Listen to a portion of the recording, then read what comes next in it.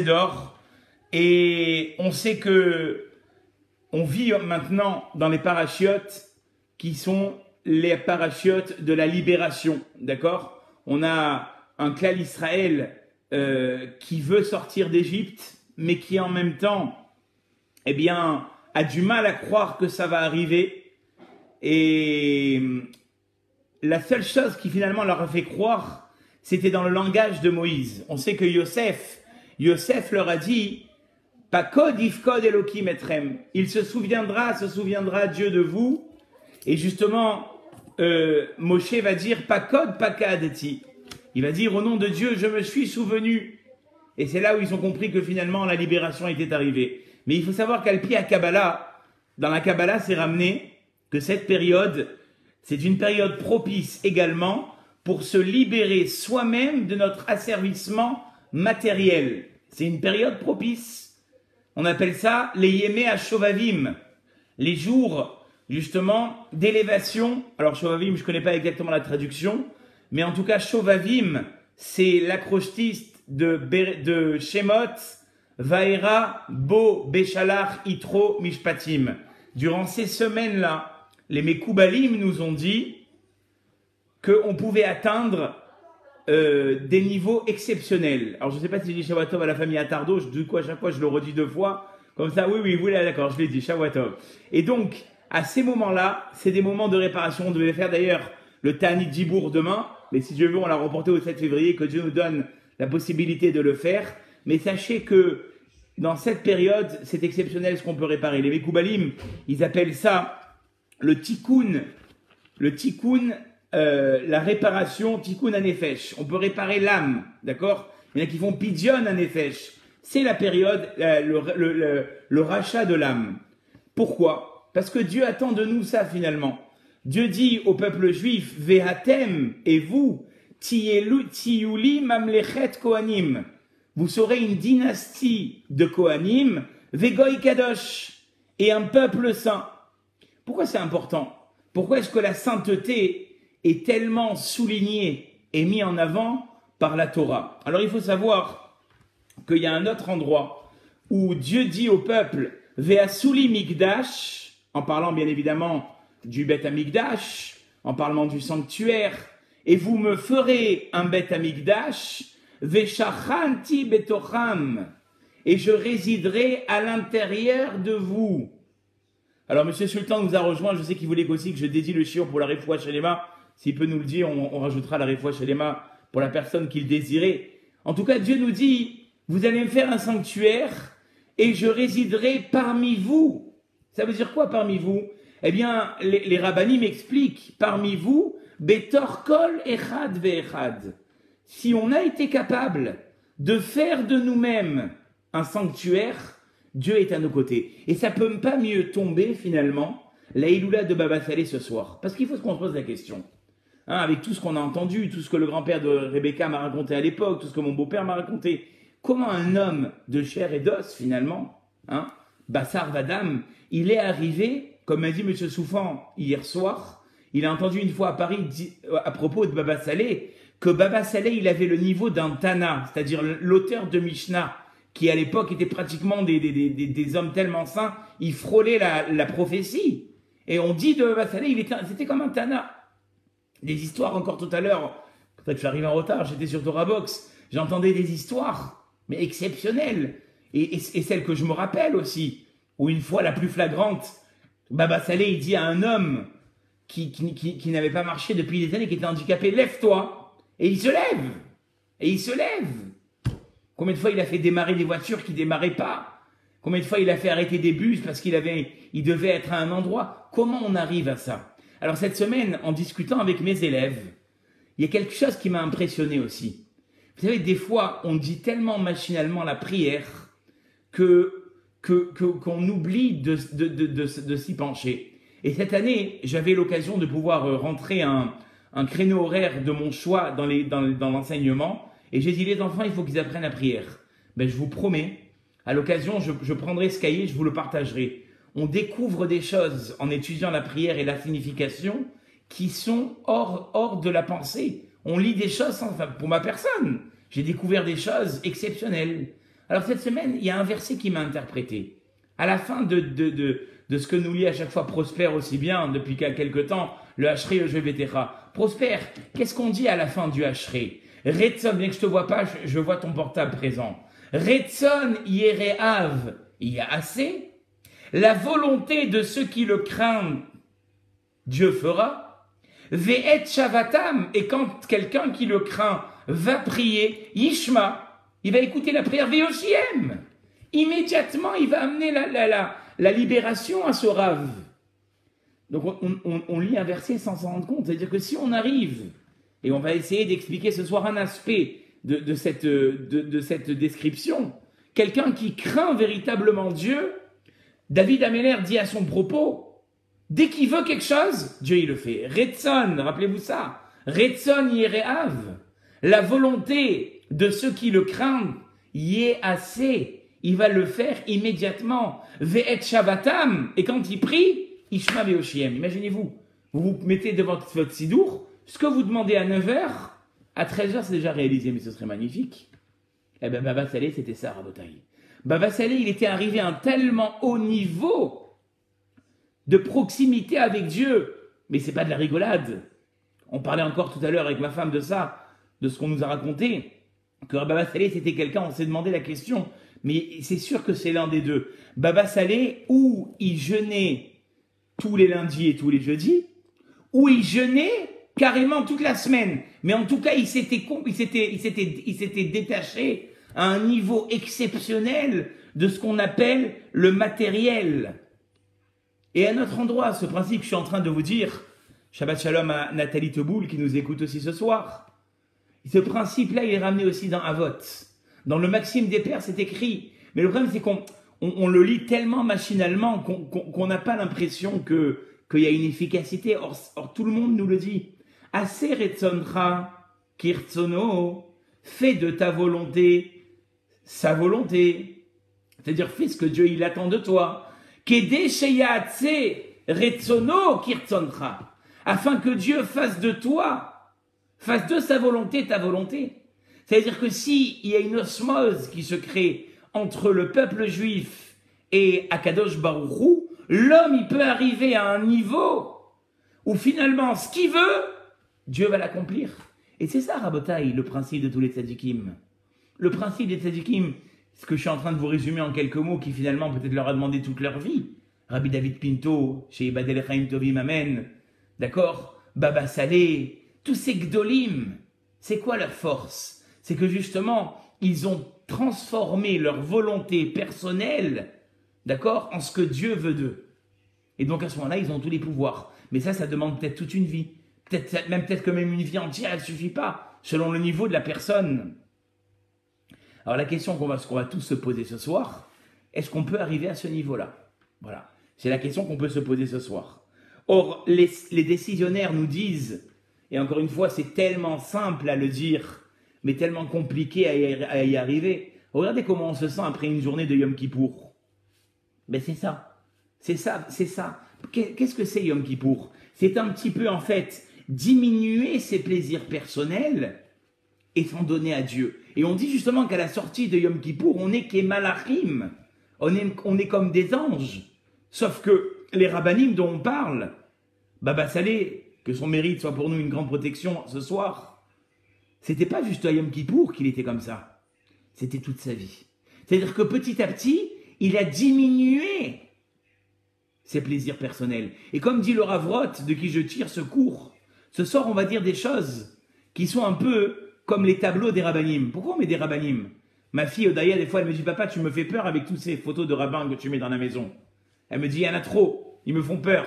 Mais je dis, il ne faut pas avoir peur. Pourquoi on met des rabbanim sur les murs? C'est parce que on regarde, Veyehu, Enecha root et morecha.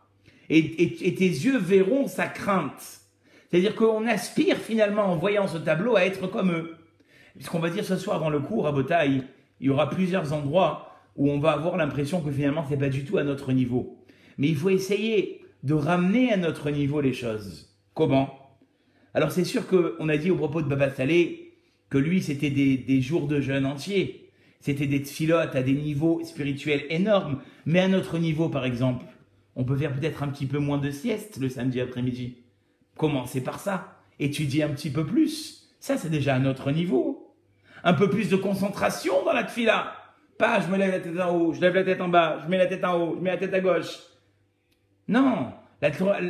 Je sais plus où est-ce que j'avais vu ça, mais c'est sûr que c'est une phrase connue. Tefila belo kavana. Une tefila qui est dit finalement sans intention. Kegouf belo neshama. C'est comme un corps sans âme. Dieu nous en préserve, ben, il faut l'enterrer parce qu'il est plus vivant. Une tefila dans laquelle finalement on ne comprend pas ce qu'on dit. Ah, vous allez me dire, mais nous on ne comprend pas l'hébreu. Aujourd'hui, c'est plus une raison. Aujourd'hui, il y a tellement de livres, tellement de sites, tellement de feuilles qui ont été faites que tout le monde peut comprendre la tefila. Il suffit juste de s'y mettre. Moi, je vous dis à l'époque, Rav Meir Sebag, Zecher Tzadik Vegadosh Livracha, il nous obligeait avant les fêtes à traduire la tefila. Je le revois. On était assis ensemble, d'accord, et on faisait la tefila. J'ai encore dans mes livres des fêtes la traduction de Rav Sebag. Mais la tefila, on la vit différemment. Il y a un livre, à la fin vous allez croire que je travaille pour Pardes. Mais je travaille pas pour Pardes. C'est simplement des livres qui, moi, m'ont changé, donc je vous les conseille. Il y a un livre qui s'appelle Prier avec feu. Tome 1, tome 2. Vous lisez ça, Prier avec feu. Ah, vous les avez? Bien sûr. Ceux qui les ont pas, il faut les acheter parce que c'est pas pour les vendre. C'est parce que ça vous donne. Moi, je lis, je vous dis, je fais une confidence. Je lis un tout petit peu chaque matin. Chaque matin, ça me donne de la force parce que je comprends pourquoi je fais ma tefila. Ma tefila, elle a tout à fait un autre sens. Et puis autre chose aussi, un peu moins de nourriture. La table de Shabbat. Est-ce que c'est taboulé? Non, taboulé, c'est en été. Dafina couscous, poutargue, anisette, et puis dodo, la sieste. Non. On va manger, on va bien manger.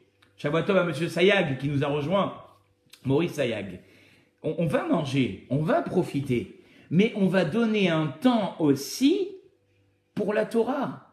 Si à table Shabbat, il n'y a pas un petit Dvar Torah, ta table, elle est, malheureusement, elle n'est pas considérée. D'ailleurs, on dit un verset avant le Birkat Amazon, Vaïdaber Elai, et il m'a parlé, Vaïomer, Ze Ashulchan Asher Lifnei Hashem, c'est la table qui est devant Dieu. Alors il y a un Rav, il a fait un Dvar Torah qui fait peur. Il a dit Vaïdaber Elai, Vaïomer, qui a parlé à moi, a dit Dieu. Shulchan, ta table, elle va parler. C'est ta table qui va raconter ce qui se passe chez toi à la maison. C'est ta table qui va rendre des comptes à Dieu. Est-ce que nous, on peut donner notre table de Shabbat et dire à Dieu, mon Dieu, voilà, cette table, on te la donne. Parce qu'on sait ce qu'on a fait dessus. On a fait des divrei Torah, on a chanté, alors on a mangé aussi. La tchouk-tchouka de ma femme, elle était délicieuse. Et le couscous, il était succulent. Et le castel, le gâteau, il était exceptionnel. La mousse au chocolat, elle était terrible. Mais il y avait aussi des divrei Torah. Donc qu'est-ce que j'ai fait? J'ai sanctifié à mon niveau. Je me suis détaché un petit peu, finalement, eh bien, de ce matériel pour en donner un petit peu à la sphère, à la spiritualité. Mais on doit être capable d'avoir ce détachement. Alors encore une fois, à l'époque, là où quand on parle de Baba Salé ou quand on va parler de ce qu'on va parler, les gens, ils avaient un niveau mais 100 fois plus fort. Mais celui qui ferait ça aujourd'hui, c'est un malade. Vous comprenez? Mais à leur niveau, c'était un niveau. C'était des gens qui étaient capables de jeûner. Quand on a dit Baba Salé, de jour en jour, ils jeûnaient. C'était des gens qui étaient capables de se rouler dans la neige. On appelle ça les sigoufim de la neige. Mais nous, on n'est pas... Nous, on va à la neige, c'est pour skier. C'est pas pour faire des réparations. Eux, ils se roulaient dans la neige. Ils partaient en galoute. Il y avait des rabbinim qui intentionnellement partaient dans des villes qu'ils ne connaissaient pas pour pouvoir faire des réparations. Bien évidemment que cela n'est pas à notre niveau. Bien sûr que nous, on n'est pas encore à ce niveau-là. Mais dans notre vie de tous les jours, on peut réparer. Et je vais vous faire une confidence. Combien de fois je l'ai lu? Combien de fois je l'ai entendu? Donc ce que je vous dis, je le dis au nom des rabbinim et au nom de ce qu'on appelle la Torah. Je vous parle au nom de la Torah. La meilleure réparation, et les rabbinim sont unanimes, c'est l'étude de la Torah que vous faites. Ça répare tout. Quelqu'un qui va étudier, peu importe de quelle manière, peu importe sous quelle forme, Facebook, Zoom, Torah Box, etc., etc., l'étude que tu fais, elle répare toutes les fautes. Ça, c'est la meilleure étude. Il ne faut pas aller chercher dans les jeunes. Moi, je vous le dis, voilà, moi, je vous le dis. Il ne faut pas aller chercher dans les jeunes. Il ne faut pas aller chercher dans la neige. Il ne faut pas aller chercher dans l'extrême. La Torah, c'est ça qui va Torah Magna ou Matzla. On va le développer. Mais cependant, il est vrai qu'il y a quelque chose qui a une force incommensurable. Ne vous inquiétez pas, on ne va pas parler que de ça, mais on va commencer par ça. Vous savez ce qui a une force incommensurable? C'est ce qu'on devait faire demain matin à Rabotaï. Demain matin, on devait s'asseoir et faire un jeûne de la parole sur lequel il a été dit que ça vaut des milliers de jeûnes, 80 000 si je me rappelle bien. Pourquoi? Pourquoi le jeûne de la parole était finalement le thème de ce soir? Pourquoi est-ce que le silence est d'or? Pourquoi est-ce que dans Avot, si vous voulez pas qu'on parle du jeûne de la parole, on va passer par Rabbi Shimon ben Gamliel, entre Pessah, puisqu'on est encore dans l'année de Yonatan ben Gabriel Melki, Monsieur Melki qui aimait tellement lire les Pirkei Avot. Combien de fois Monsieur Lévy il m'a dit la passion de Monsieur Melki, c'était lire les Pirkei Avot. Or que nous disent les Pirkei Avot? Amar Rabbi Shimon ben Gamliel. Rabbi Shimon ben Gamliel il dit Kol Yamai. Toute ma vie, donc c'est un témoignage de l'époque du Maxime des Pères, de Rabbi Shimon ben Gamliel. Rabbi Shimon ben Gamliel dit Kol Yamai Gadalti ben Achachamim. Toute ma vie, j'ai grandi parmi les sages, parmi les Chachamim. Velo matzati, la gouffe, tov. Qu'est-ce qui est le mieux pour le corps? Aujourd'hui, on dirait la vitamine C, la vitamine D, le zinc, etc., etc. Non, non, non, non. Velo matzati tov, la gouffe et la shtika. Le meilleur remède pour un homme, c'est le silence. Alors j'ai entendu quelqu'un, un ami à moi qui m'a dit il n'y a pas longtemps, mais dis-moi Jonathan, on n'est pas déjà en train d'essayer de se taire avec ces masques? Tu veux nous faire encore du silence en plus? Ça suffit le silence, on n'en peut plus, déjà on a les masques. De quel silence il parlait Rabban Shimon ben Gamliel? Alors, déjà on peut trouver une allusion dans ces paroles. Dit le Rav Eliyahu Roth, c'est Rabbi Shimon ben Gamliel, qu'est-ce qu'il a dit? Velo matzati tov la gouf. Je n'ai pas trouvé mieux pour le corps. Ça veut dire quoi pour le corps? Pour se séparer du matériel. Qu'est-ce qui va m'aider finalement à faire que je me préoccupe un petit peu moins de mon corps, de mon envie de manger, de mon envie de plaisir? Qu'est-ce qui va faire que je vais m'approcher de la Torah? C'est le silence. Le fait que quelqu'un y parle moins, il se rapproche du spirituel. Comment? Quel rapport parler moins? Quel rapport le spirituel? Je vais tout vous expliquer. On va essayer de développer ce sujet et de savoir l'importance qu'il y a de garder le silence. Alors on commence. Moshe Rabbeinu, vous connaissez les conditions de sa naissance, vous savez comment est-ce que finalement il est né, vous savez comment est-ce qu'il a grandi, et déjà c'est très intéressant parce que le pharaon, eh bien il cherche à tuer tous les juifs. Et où est-ce que le libérateur va grandir? Chez Pharaon. Comme ça veut dire que non seulement je ne vais pas te laisser faire ton projet, mais c'est toi qui vas le faire grandir. Déjà ça c'est énorme, je sais pas, quand on y réfléchit, c'est déjà un point énorme. Bref. Sauf que Moshe Rabbeinu il grandit. Et vous savez, un enfant, quand il grandit, moi je le vois, ma maman elle est décédée depuis mon enfance. Mais plus je grandis, plus j'ai envie de la connaître, de savoir d'où elle venait. On grandit et l'envie elle vient. Et Moshe Rabbeinu, il a grandi et il a eu envie de se rapprocher du judaïsme. Et puis il voit cette scène qui finalement le déplaît énormément, où il voit un Égyptien qui frappe un Juif. Qu'est-ce qu'il fait? Il dit le nom explicite de Dieu, et il le tue. Et il l'enterre dans le sable. Quelque temps plus tard, Moshe Rabbeinu, il fait une rencontre qui au début lui paraît très bénéfique, puisqu'il est le sauveur des gens qu'il va rencontrer. Qui c'était? Dathan et Aviram. Vous savez que Dathan et Aviram ont été sauvés par Moïse. Moïse, un jour, il voit un juif qui n'avait pas fini le quota de ses briques, et on prend ses enfants pour les emmurer. Carrément, pour les emmurer. Et Moshe, qu'est-ce qu'il dit? Il dit non, il faut les sauver. Et il les sauve. Ben, c'est eux qui vont grandir, Dathan et Aviram. Or, Dathan et Aviram qui vont grandir, ils vont se disputer un jour. Et Moshe vient et essaye de les intercepter en leur disant mais arrêtez de vous battre. Et là, l'un des deux va dire à Moïse, à Moshe, Aleorgeni ata omer, ke Moshe aragta et Mitzri. Vas-tu me tuer comme tu as tué l'Égyptien? Oh là là! Et Moshe, il a eu très peur. Mais il n'a pas eu très peur de ce qu'avait dit Dathan Aviram. Il s'est dit, Achen Noda Adavar. Maintenant, la chose est sue. Rachid dit, ne crois pas que Moshe, il a eu peur d'avoir tué cet Égyptien. Moshe, il dira, Haïti tamea alav machatou Israël mikol zaïna umot, mikol aïna umot. Je me demandais pourquoi les Juifs devaient souffrir plus que les 70 nations? Pourquoi eux, liot nirdim be'avodat parer, d'être asservis du matin au soir? Pourquoi les Juifs? Écoutez bien la suite. Avalani roé shehem reuim l'écart. Je vois que parmi eux, ils sont méritants d'avoir ça. S'ils sont capables de faire du lachon hara, que finalement, entre Juifs, ils se sont répétés que c'était moi qui avais tué l'Égyptien. Donc finalement, le lachon hara va bon train entre eux. Donc finalement, Moshe, il dit, le peuple juif, ils étaient combien en Égypte? Ils n'étaient pas 600 000. 600 000, c'est que un cinquième de ce qui est sorti. 6 fois 5, ça fait combien? 3 millions de juifs. Bravo, Melchior. 3 millions de juifs. Et Moshe Rabbeinu, il dit, ces 3 millions de juifs, ils sont méritants d'être asservis 210 ans parce qu'il y a du lachon hara. C'est terrible. On peut, Moshe Rabbeinu, il dévoile et il dit, s'il y a du lachon hara, on peut asservir 210 ans, 6 millions de juifs pour le lachon hara. Je ne sais pas si vous vous rendez compte.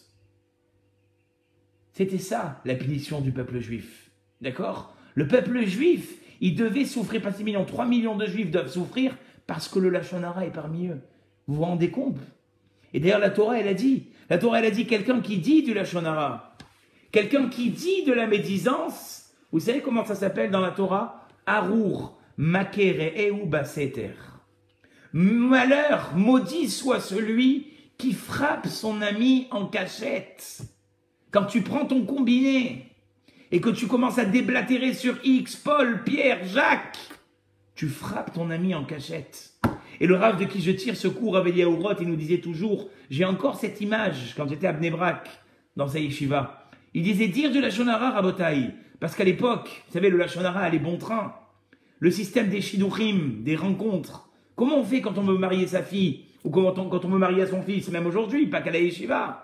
On appelle Pierre, Paul, Jacques. Dis-moi ce que tu en penses. Et là, on commence à déblatérer, Et il y en a qui, malheureusement, ils règlent leur compte.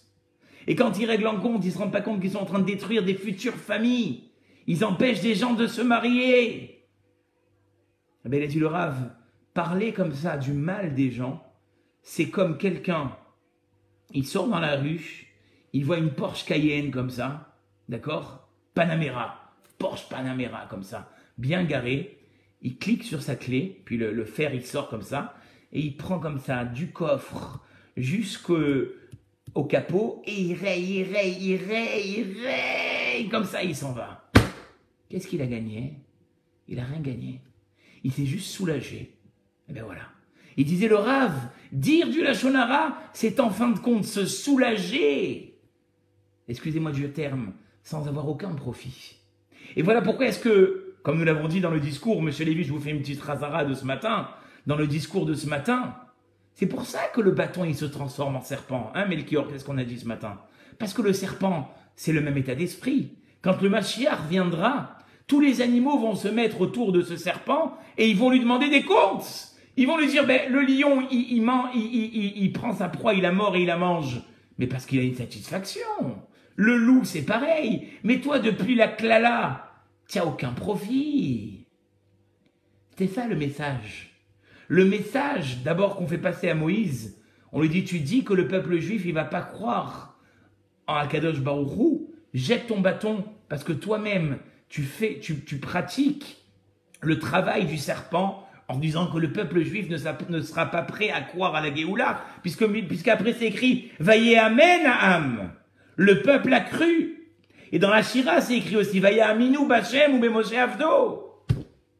Donc Moïse, tu dois jeter ton bâton et dois devenir serpent. Et regardez, comme j'ai dit à Cédric ce matin, qui va faire le miracle du serpent devant Paro? C'est Aaron.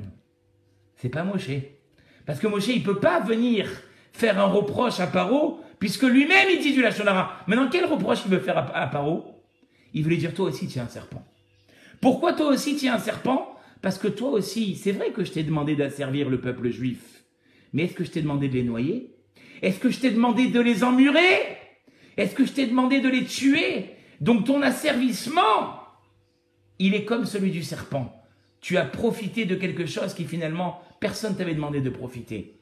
Et la fin de l'histoire, c'est que quoi? Le bâton d'Aaron, il avale tous les bâtons des Égyptiens sans prendre un gramme. Regardez-nous quand on mange Shabbat. On mange un couscous, une dafinas, après Shabbat, la balance, elle s'affole. Le bâton d'Aaron, il a avalé, il est resté le même. Comme il a dit M. Benarous, eh bien, c'est la même idée. Ça veut dire que de même que dans le rêve de Yosef, les années d'abondance, elles vont être oubliées par les années de famine, la souffrance que Paro, il a fait au peuple juif, il sera oublié par la souffrance que lui-même, il va avoir, d'accord, quand on va amener les diplés, et c'est ça le bâton qui est avalé, les bâtons qui sont avalés par le bâton d'Aaron, pour dire que toute la souffrance va être oubliée. Voilà, monsieur Lévy, je vous ai fait le résumé du discours de ce matin. Je continue. Alors, ce qui est intéressant, c'est la suite de la paracha. Je regarde l'heure pour pas trop vous embêter, il reste encore même 2 minutes, ça va. La suite de la paracha, c'est écrit « Ki bapa amazot » en parlant de la grêle, cette fois-ci, « Ani sholeach et kol magefotai » Là aussi, il faudrait poser la question. En quoi est-ce que la grêle, Rabotai, elle s'appelle Kol Magefotai? Elle représente toutes les plaies. Mais la grêle, c'est la grêle qui s'abat sur les Égyptiens, c'est une plaie parmi tant d'autres. Alors, là, ça va plaire à M. Lévy parce que c'est ce qu'on a étudié dans la Gemara de Sanhedrin. Les Chachamim, ils disent que dans la barade, dans la guerre, dans la grêle, on retrouve les 4 peines du Beddin. Regardez bien. Esh, vous savez qu'il y avait des gens qui étaient mis à mort par le feu. Or, c'est écrit que dans la grêle, d'accord, il y avait du feu. Et d'ailleurs, petite explication très intéressante de M. Souffan ce matin. Voilà, M. Lévy, je vous fais revivre tout ce qu'on a appris ce matin. M. Souffan, il a dit que le feu dans la grêle, il tournait dans la glace, n'est-ce pas? Et on m'a dit que la bombe H, d'accord, la bombe H à hydrogène, nitrogène, je ne sais pas comment elle s'appelle, c'est aussi du feu qui tourne dans l'eau. Et quand vous prenez les rachetevot, Ve'esh, ou barad, Ve'esh, mitlakachat, betorah barad, vous obtenez l'acrostite, bombe H. Bon, ça c'est pour le fun. Bombe H, vraiment c'est écrit. Bet, va, même, bombe H. Bon. Maintenant, donc ça c'est le feu. Il y a une autre peine aussi, c'est que l'homme il est tué par une épée. Et on dit que les morceaux de glace, ils étaient aiguisés comme des couteaux. Donc, ils ont eu aussi l'épée. Il y en a d'autres qui, dans le Beddin, dans le tribunal, étaient lapidés. Or, on sait que la grêle s'est abattue aussi comme des pierres. Et enfin, il y en a qui étaient étouffés. Or, on sait qu'ils se sont noyés dans l'eau et d'autres par la fumée de la barade. Donc, disent les Chachamim, dans cette plaie-là, on retrouve les 4 peines capitales du Beddin. Et le Rav dit pourquoi. Alors il ne s'allonge pas, il dit qu'à travers les Teilim, peut-être qu'à l'occasion il faudrait chercher comment est-ce qu'il a trouvé ça, dans les psaumes on retrouve cette idée. Or on sait, Rabotai, que la médisance, quelqu'un qui dit du Lachon Hara, écoutez bien ça, ça équivaut les 3 péchés capitaux. Quels sont les 3 péchés capitaux? L'adultère, l'idolâtrie et le meurtre. Quelqu'un qui dit de Lachon Hara, il est passible des 3, il est comme s'il avait fait les 3 péchés capitaux. Or, on sait que les 3 péchés capitaux, par quoi est-ce qu'ils sont punis? Par les 4 peines du Beddin. Maintenant, il faudrait comprendre en quoi est-ce que Paro, il a fait du Lachon Hara. Et en quoi est-ce que finalement il mérite d'avoir sur sa tête les 4 punitions du Beddin qui sont dans la grêle? Quel est le Lachon Hara de Paro? Alors je vais vous faire une démonstration qui est exceptionnelle, que le Rav Roth fait. Regardez bien. Quand la grêle commence à s'abattre sur la tête, vous savez, les gens ils se remettent en question. Paro, finalement c'est un peu monsieur tout le monde. Dès qu'il a vu qu'ils en prenaient sur la tête, il a dit « Appelez-moi, vite, vite, vite, Moshe et Aaron, j'ai quelque chose à leur dire. » Que leur dit-il? Chatati apa'am, j'ai fauté. Hachem tzadik, Hachem est le pieux et le tzadik. Va'ani ve'ami areshaim, et nous sommes les mécréants. Ha'atiru el Hachem, priez à Dieu. Et la suite est incompréhensible. Ve'rav, et que s'arrête? Qu'est-ce que on se serait attendu que demande de Paro? qu'est-ce qu'il faut qu'il s'arrête? La grêle, n'est-ce pas? Or, Paro ne va pas demander ça. Vérav miyot, et qu'il n'y ait plus, quoi? Kolot, des bruits. Et en même temps, Kolot Elokim ou Barad. Mais on dirait que ce qui est en train de déranger Paro, c'est les bruits qu'il entendait. Et effectivement, quand on voit Rashi, on voit que pendant la Barad, il y avait des cris d'horreur dans l'Égypte. Des bruits qui rendaient les gens pratiquement fous. Des bruits. Bon. Et le Passouk va nous le préciser. Va Hachem Nathan, au moment de la grêle, qu'est-ce que Dieu a donné? Kolot, de nouveau, des bruits, ou Barad et de la grêle. Qu'est-ce que c'est ces bruits? Et c'est pas fini.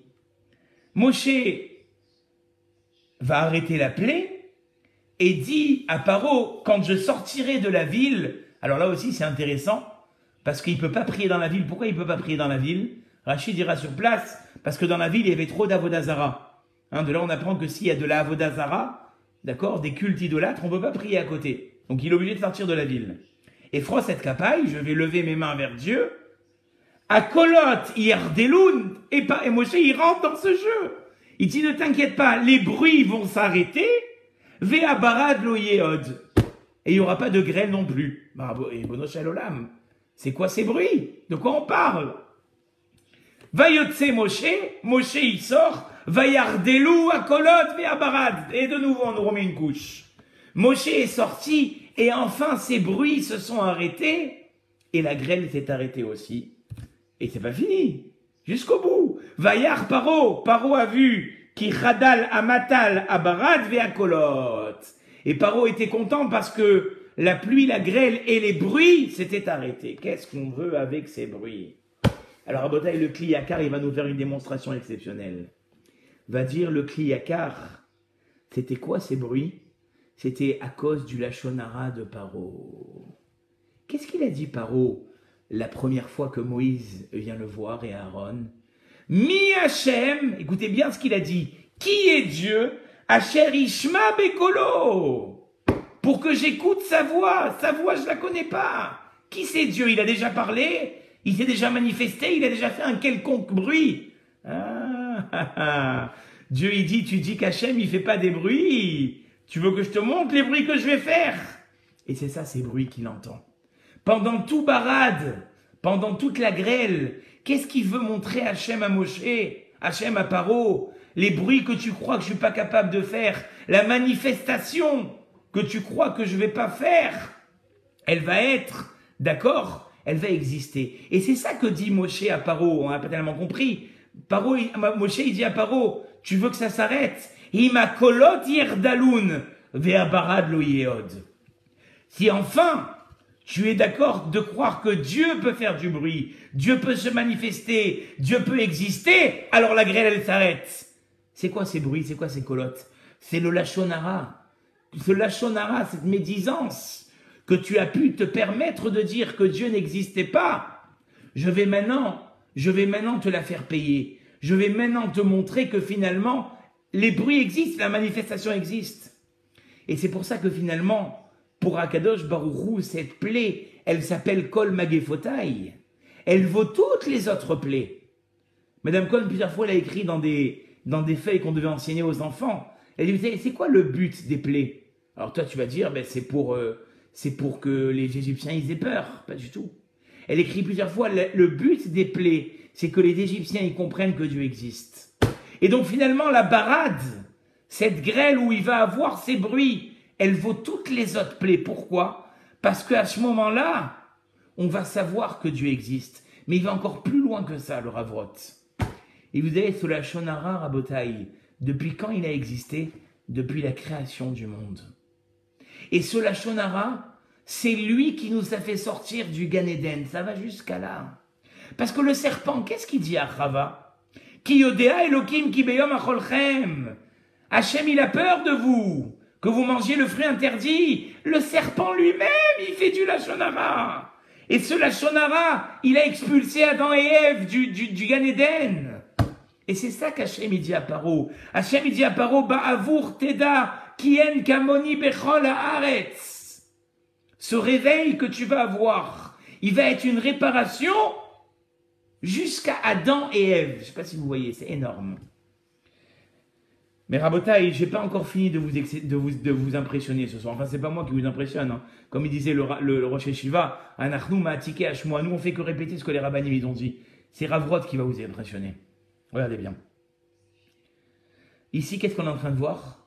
C'est que toute la raison de l'asservissement et finalement de tout ce qui a été, oui, qui sont descendus jusqu'en Égypte, on va voir que c'est à cause du Lachon Hara aussi. Écoutez bien ce que je vais vous dire. Regardez, prenez la Torah à tête reposée, ou même vous, imaginez-vous maintenant. Vous avez vu comment est-ce que la Torah, elle raconte pendant très longtemps cette séparation tellement douloureuse entre Yaakov et Yosef. Vous avez remarqué, qu'est-ce que Yaakov, il pleure, et il dit maintenant je vais descendre dans les abîmes, parce que j'ai perdu le seul souvenir de ma femme Rachel, enfin un des seuls souvenirs, parce qu'il y avait encore Binyamin. Et on discute. Et puis après la Torah, elle raconte cette magnifique rencontre, et comment est-ce que Yosef les accueille, et comment est-ce que Yosef les installe. Dites-moi, après l'installation de Yaakov et de ses enfants en Égypte, on reparle encore de discussions entre Yaakov et Yosef? Aucune discussion. Vous verrez bien dans les versets, depuis le moment où Yaakov s'installe en Égypte, et vous savez jusqu'à quand? Jusqu'à la mort, jusqu'à l'agonie pratiquement, ou le moment où il va mourir, où on vient voir Yosef et on lui dit « Iné avicha cholé ». Il a fait le calcul, Ravrot, combien d'années? 17 ans où Yosef ne parlera plus à Yaakov. Mais vraiment, on ne trouve plus de discussion. 17 ans, on fait le calcul à travers les livres, où Yaakov, jusqu'à qu'on vienne lui dire « Iné avicha cholé », voici que ton père est mort, est en train de mourir, pardon, amène-lui tes enfants, Ephraïm et Ménaché, ils ne parlent plus ensemble. Comment on peut comprendre ça, Rabotaï? Comment on peut comprendre Yaakov qui s'est morfondu de savoir que Yosef n'était plus là? Cette joie illimitée de le retrouver, cet enfant de la vieillesse qu'on appelait le Ben Zekunim, lui qui était sa chavruta, hein? Ils étudiaient ensemble. D'ailleurs, comment Yaakov il a compris que Yosef il était vraiment vivant? Parce qu'il lui envoie des agalotes. Agalotes, c'est le même mot que Egla, qui est la génisse. Et ils étudiaient ensemble le sujet de la génisse, quand il y a un meurtre entre deux villes et tout ça. Donc ils étudiaient ensemble. C'était des partenaires d'études, en dehors du fait qu'ils étaient père et fils. Comment ils ont pu ne pas parler pendant 17 ans? Et là, le Ravrot, il va nous faire un ridouche énorme. Les Chachamim, ils vont dire que Yosef, écoutez bien ce que je suis en train de vous dire, intentionnellement, il n'a pas parlé à Yaakov pendant 17 ans. Vous savez pourquoi? Pour réparer le Lachon Hara qu'il faisait sur ses frères à l'époque à son père. Il a dit maintenant je vais réparer ce Lachon Hara. Comme le verset nous dira, Vayave Yosef et Dibatam el Aviem. Yosef, il venait tous les jours faire du Lachon Hara sur ses frères. Et Rachid dit quel Lachon Hara il faisait? Kol Ra'a Shayaroé. Tout mal qu'il voyait sur ses frères. Achiv ben Léa, les enfants de Léa, Ayamagé de Aviv. C'était un bon cafeteur. C'est la Torah qui le dit, c'est pas moi. Et d'ailleurs, le Chafetz Chaim, il dit pas de là, mais le Chafetz Chaim, il dit que même dans la famille, tu vas voir ton père, tu dis, papa, écoute, en ce moment, avec David, ça va pas du tout. Mais toi, tu te dis, je suis en droit de faire ça. C'est pas du Lachon Hara. Je veux sauver mon frère. Je veux aider mon frère. Je veux que mon père l'éduque. Lachon Hara. Et c'est ça qu'il faisait. Ayochlim et Verminachai. Il les accusait de manger des animaux vivants. Et il a payé sur ça d'ailleurs. Comment il a payé? Ils ont fait la shrita du chevreau et ils ont trempé la tunique. Tu dis que tes frères ils mangent des animaux sans faire la shrita, voilà, ils font la shrita. Quand ils trempent ta tunique dans le sang. Puis après, qu'est-ce qu'ils disaient? Mesalzim bevne ashfachot. Ils prennent Zilpa et Bilha, les enfants de Zilpa et Bilha, et ils les dénigrent. Ah, tu dis que tes frères, ils dénigrent les serviteurs. Toi-même, tu vas être serviteur. Tu vas être chez Potiphar. Et enfin, qu'est-ce qu'ils disaient d'eux? Qu'ils avaient des mariages interdits. Qu'ils faisaient des infidélités. Ah bon? Mais Potiphar, je vais t'envoyer la femme de Potiphar. Tu vas voir ce que c'est de dire du mal. Donc en fait, Yosef Rabotai, il avait fait du Lachon Hara. Et ces 17 ans-là, où on voit que Yosef ne parle plus à Jacob, c'est pour réparer ce Lachon Hara-là. C'est une réparation. Et Rabotai, j'espère qu'il n'y a pas des enfants qui nous écoutent, parce que ça va être très dur ce que je vais dire maintenant. Et si c'est le cas, ben, mettez-les de côté. Cette réparation, elle va aller encore beaucoup plus loin que ça. Accrochez-vous. Vous savez que le jour de Tisha B'Av, on parle des 10 martyrs. Vous le savez ça. Il y a 10 rabbanim qui ont été tués et dont on parle de ces martyrs-là. Il y a Rabbi Akiva qui est monté sur le bûcher, Rabbi Ishmael qu'on a dévisagé. Et il y a là-bas un rave qui s'appelle Rabbi Chutzpit Ameturgeman, qui est ramené aussi le jour de Tisha B'Av. Et Elisha ben Abouya, que Dieu nous en préserve, il voit ce rabbin, Rabbi Chutzpit Ameturgeman, qui venait d'être exécuté parmi les 10 martyrs. C'est très dur ce que je vais vous dire, hein, mais bon, vous allez voir où je veux arriver. Il voit là-bas un cochon, que Dieu nous en préserve, en train de tirer la langue de Rabbi Chutzpit Ameturgeman. Et il dit, et il s'ébranle, il dit, Zou Torah vezu srara. C'est comme ça un rave qui a parlé de Torah, comme ça il se termine. Et là-bas les malachim, ils ont dit, s'il y en a encore un qui parle, on détruit le monde. Qui c'était Rabbi Chutzpit Ameturgeman, Rabotai? Rabbi Chutzpit Ameturgeman et Elisha ben Abouya ne savaient pas ça. Les Sefer HaGilgulim, ils disent c'était la réincarnation de Yosef. La réparation de Yosef, elle va aller jusqu'aux 10 martyrs. Or, pourquoi on l'appelait Rabbi Chutzpit Ameturgeman? Parce qu'il étudiait la Torah du matin au soir. Avec tout ça, Rabotai, avec les 17 ans, et pourquoi ce soir je vous dis des choses sensibles? C'est pour vous montrer l'impact du Lachon Hara. Avec tout ce que Yosef il a subi. D'accord? Avec les 17 ans où il se tait. Avec ce rave qui fait partie des 10 martyrs. Le Lachon Hara n'avait pas encore été réparé. Il fallait arriver aux 10 martyrs pour qu'enfin ce Lachon Hara soit réparé. On comprend l'impact du Lachon Hara. D'ailleurs, le Chafetz Chaim, il dit que quand quelqu'un il dit du Lachon Hara, même dans les mondes en haut, ça s'ébranle. Ce Lachon Hara, Rabotai, cette médisance, elle fait tomber le monde. Ce Lachon Hara, il fait asservir le peuple juif 210 ans en Égypte, et comme j'ai dit, il fait tomber le monde, puisque Adam et Ève, ils sortent du Gan Eden à cause de ce Lachon Hara, qui a été fait du serpent. Et je vais vous dire même plus que ça. Le Beth Amikdash, il est détruit à cause du Lachon Hara. On connaît tous l'histoire de Kamsa et Bar Kamsa. Kamsa et Bar Kamsa, c'était 2 personnes qui ne se supportaient pas. Et ils avaient un ami en commun. Et un jour, cet ami, il a fait il est parti donc inviter, au lieu d'inviter Kamsa, il a invité Bar Kamsa. Et la honte, finalement, qu'on a fait à l'un des deux, elle a fait qu'il est parti voir les Romains. Donc c'est encore une fois du Lachon Hara. Les Romains n'ont pas accepté le sacrifice. Et à la suite de ça, le temple est détruit. Eh bien, regardez, vous savez, le Gaon de Vilna, il dit que quand on dit des paroles futiles, hein, on va essayer d'expliquer un peu ce que c'est ces paroles futiles, les gens, ils peuvent être punis de ne pas rentrer au Gan Eden immédiatement. Mais quand quelqu'un il dit du Lachon Hara, ça envoie à l'abîme. Et quelqu'un qui parle du Lachon Hara, des mauvaises paroles, ça c'est le pire. Pourquoi? Pourquoi on a été tellement dur ce soir par rapport au Lachon Hara? Alors je vais vous dire quelque chose. Ce que je vais vous dire maintenant, alors ça va vous faire sourire, hein. Une fois je l'ai dit dans une conférence, il y a des gens qui se sont levés, ils sont partis. Bon, vous êtes gentils, vous n'allez pas vous lever, vous n'allez pas partir. Et puis le Rav Meir Sebag, je vous fais une préface, comme ça je vous aguerris un peu. Le Rav Meir Sebag, il dit que la Torah et les sentiments, il faut les mettre de côté. D'accord? Mais c'est une Mishnah qui se trouve dans Baba Metzia, chapitre 2, Mishnah 11. Je vais vous dire ce qui est le plus gentil, le plus méchant, je ne dirai pas, parce que je vous dis l'autre fois où je l'ai dit, si un jour vous voulez, je vous le dirai à part, mais je ne vais pas le dire maintenant en ligne. Je veux dire le plus gentil, et un jour je vous dirai, si vous voulez, à part, je vous dirai ce que la Mishnah dit en plus de ça. Vous pouvez aller chercher, c'est dans la Mishnah de Baba Metzia, chapitre 2, Mishnah 11. Bon, je vous dis quelque chose. Vous allez dans la rue, d'accord?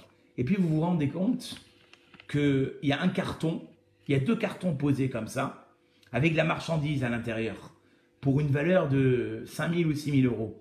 Sur une, c'est écrit le nom de vos parents, d'accord? Et sur l'autre, c'est écrit le nom de votre rave, celui qui vous a tout appris dans votre vie. Maintenant, vous n'avez qu'une mobilette pour amener le carton. Hein, c'est une devinette. Alors, vous prenez quel carton?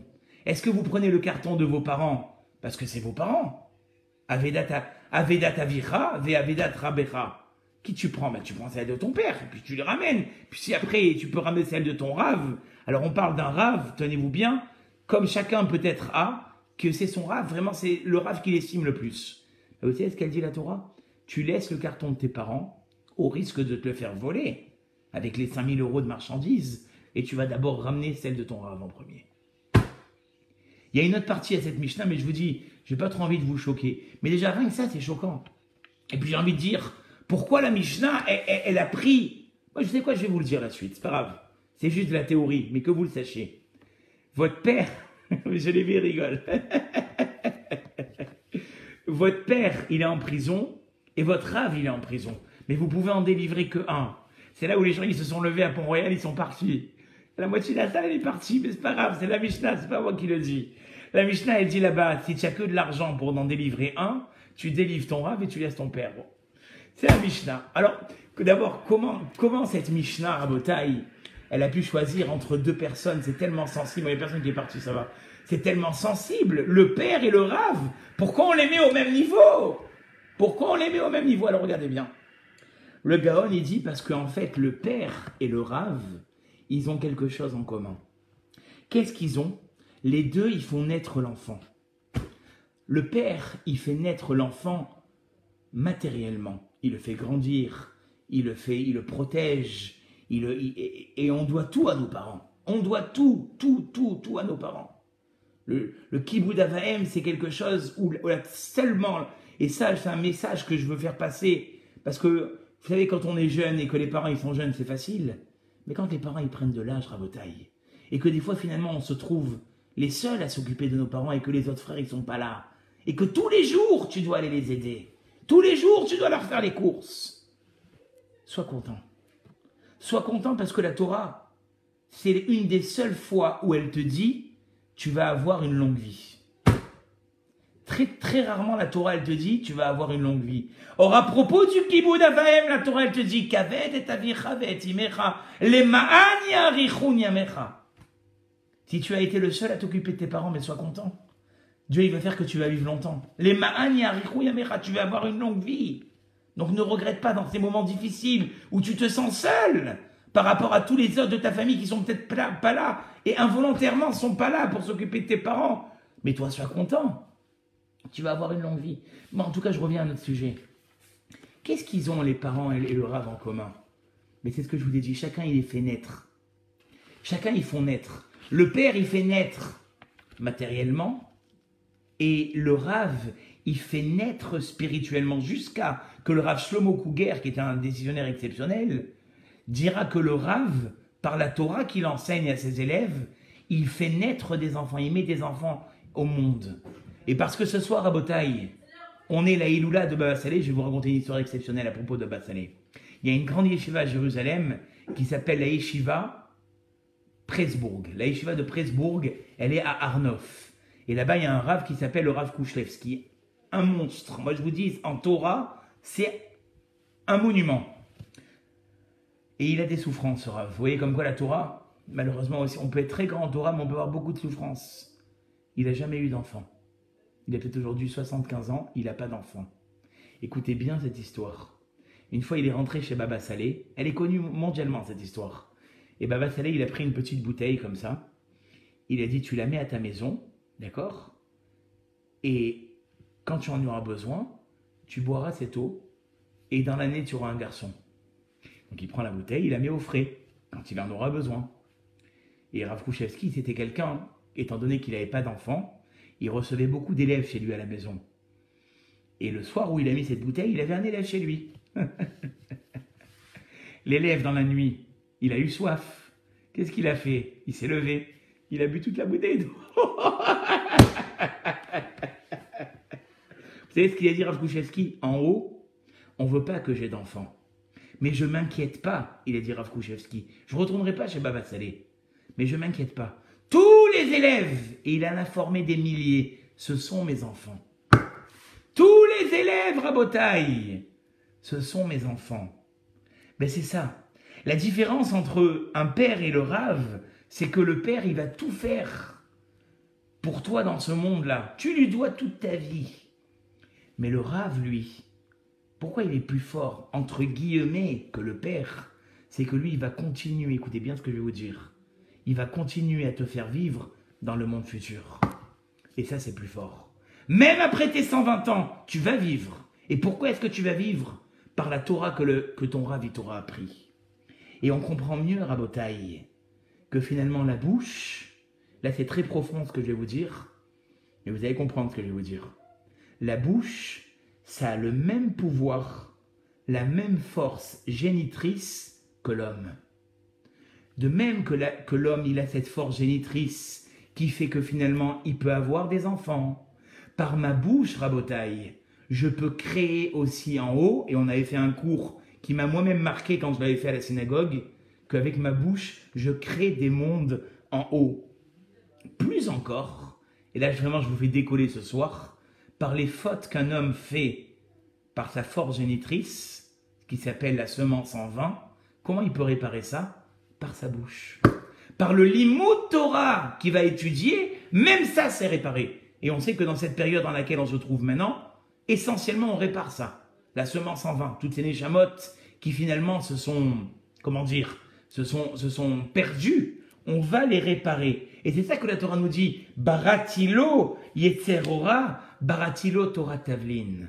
Cette bouche finalement, elle est la réparation de tout, même des fautes qui sont faites par le membre géniteur. Eh bien c'était ça. C'est ça l'importance du Lashon Hara. Cette bouche que Dieu t'a créée, il attend tellement d'elle. Il attend tellement qu'elle répare, qu'elle ne peut pas dire du Lashon Hara. Allez, je termine. Honnêtement, je devais faire un Rambam, mais je ne le ferai pas. Mais je vous dis juste encore un petit pshat, une petite explication, et puis j'arrête. Le Kohen Gadol, Rabotaï, il rentrait le jour de Yom Kippour avec 8 habits. Hein, vous le savez. Un de ces habits, c'était le manteau. Le manteau sur quoi? Chaque habit dans le Kohen, il réparait quelque chose. Mais on dit que le manteau particulièrement, qu'est-ce qui vient réparer? Le Lashon Hara.